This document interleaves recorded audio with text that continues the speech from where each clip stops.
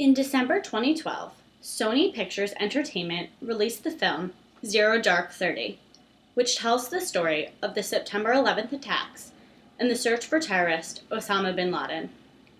The movie begins with clips of actual 911 telephone calls that were made from those trapped in the World Trade Center in New York City.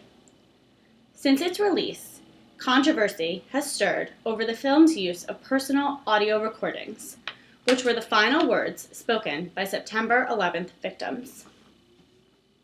Right now, you may be wondering, why was Sony Pictures allowed access to these recordings?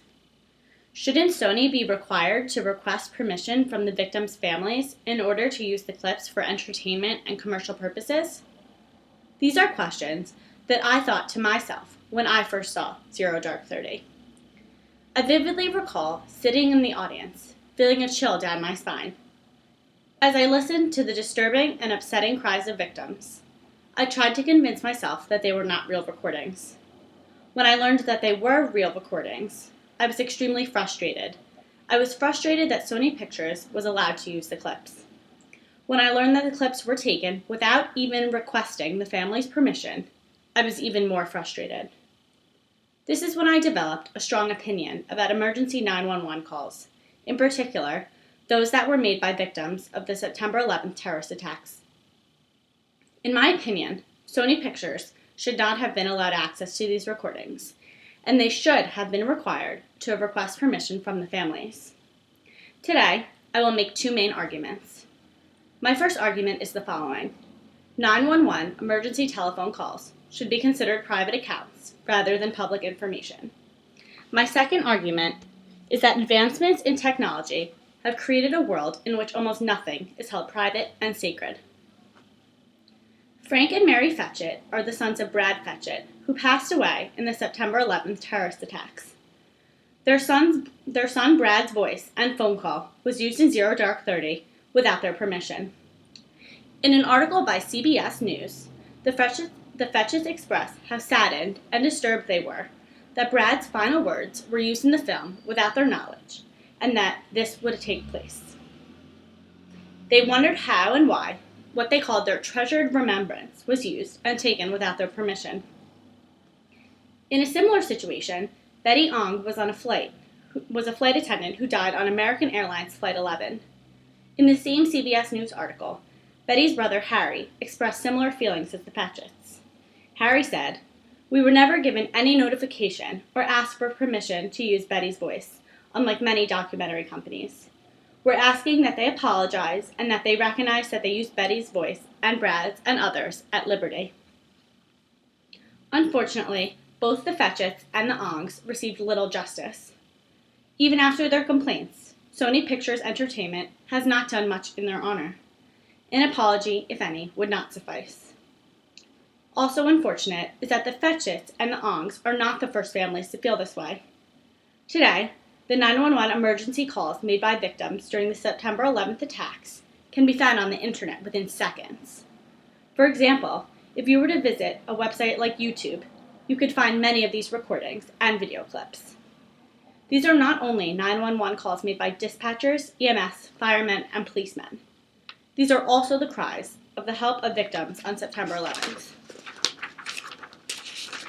Syracuse University graduate Jeffrey Rubin, 22, never got to hear the last words of his father, Todd Rubin, who was a victim of the hijacked plane that flew into the Pentagon on 9/11. To this day, Rubin has wondered about his father's last moments, yet Jeff admits that he could not imagine if Todd's emergency telephone call was made public on the internet. Jeff said, "Out of respect for my entire family, I would never want my dad's call for help to be on something like YouTube." I agree with him. Unfortunately, there are many stories and instances like these. Other than the September 11th terrorist attacks, people's 911 emergency calls in other situations have been made public without their knowledge.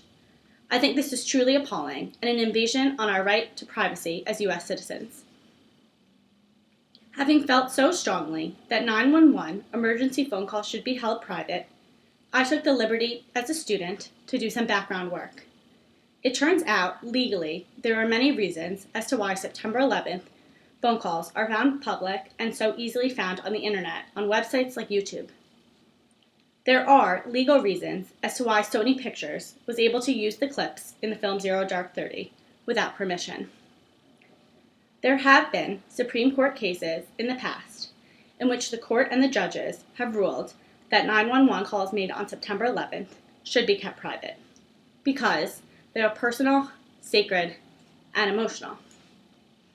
However, as we can see from the film Zero Dark 30 and websites like YouTube, they have not been held private. The reason this is the case is because of the proliferation of the internet. The internet has created a world in which ultimately nothing is private or personal like it used to be.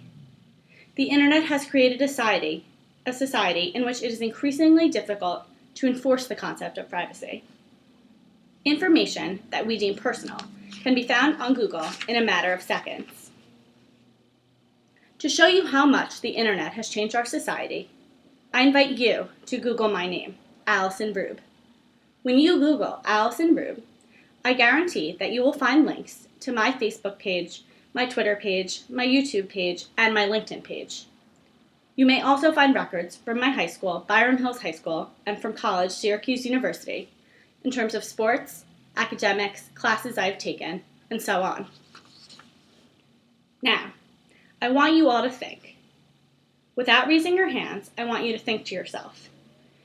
Think to yourself if you found that somewhat overwhelming or even disturbing, that you can find my information like that. Just like you can Google my name, I too can Google your name and find your personal information.